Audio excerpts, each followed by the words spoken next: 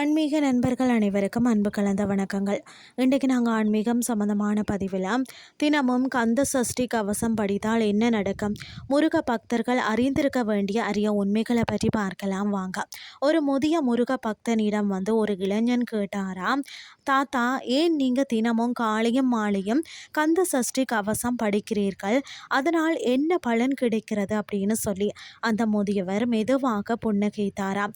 மகனே, கந்த சஷ்டி கவசம் என்பது வெறும் பாடல் அல்ல, அது முருகப்பெருமான் நமக்கு அளித்த ஆன்மீக கவசம்.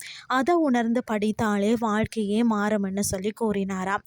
அந்த வார்த்தைகள் அந்த இளைஞனின் மனதில் ஆழமாக பதிந்ததாம்.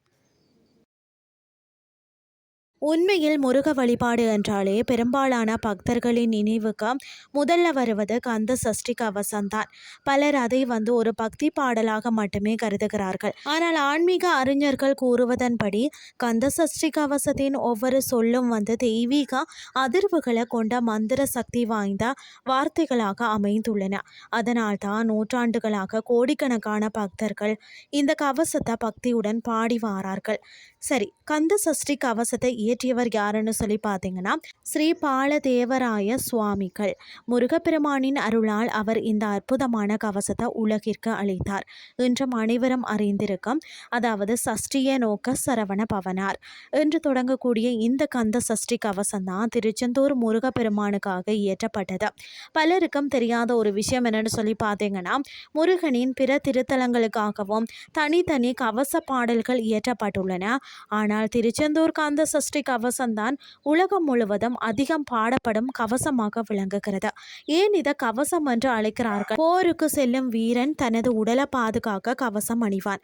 அதே போலதான் மனிதன் எதிர்கொள்ளும் பயம், கவலை, எதிர்மறை எண்ணங்கள், மனசோர்வு, துன்பங்கள் ஆகியவற்றில் இருந்து மனதை பாதுகாக்கும் ஆன்மீக கவசமாக இது கருதப்படுகிறது.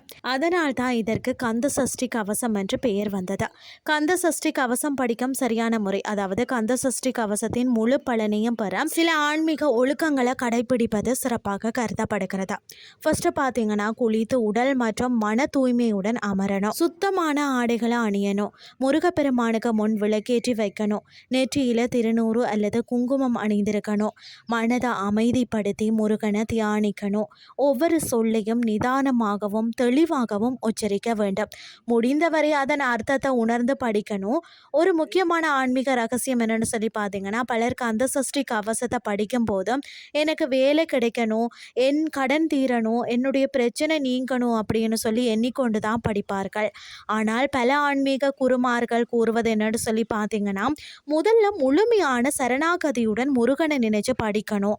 ஏனென்று சொன்னால் கந்த சஷ்டி கவசத்திலேயே பக்தனுக்கு தேவையான அனைத்து நன்மைகளையும் முருகப்பெருமான் அருள்வார் என்று தான் குறிப்பிடப்பட்டுள்ளது.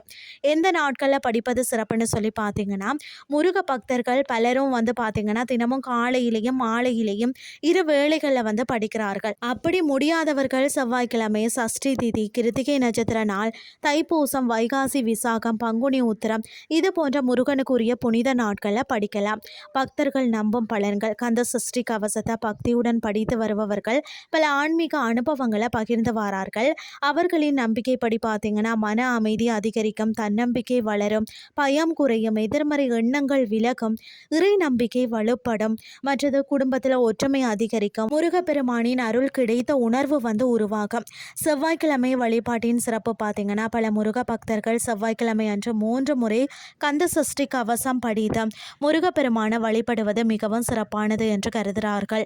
அதே போல சஷ்டி தினத்திலேயும் விரதம் இருந்து முருகனை தியானித்து கவசம் படிப்பது மிகவும் புனிதமான வழிபாடாக பார்க்கப்படுகிறது.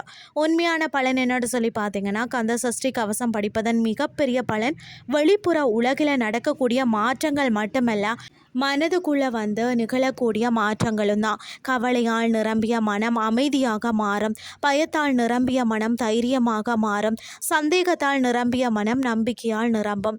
அந்த மாற்றமே முருகனின் அருள்ல முதல் அடையாளம்னே சொல்லலாம். இறுதியாக கந்த சஷ்டி கவசம் என்பது வெறும் பாடல் இல்லைங்க, அது பக்தனின் மனதையும் ஆன்மாவையும் முருகனின் திருவடிகளுடன் இணைக்கும் ஒரு புனித பாலம்னே சொல்லலாம்.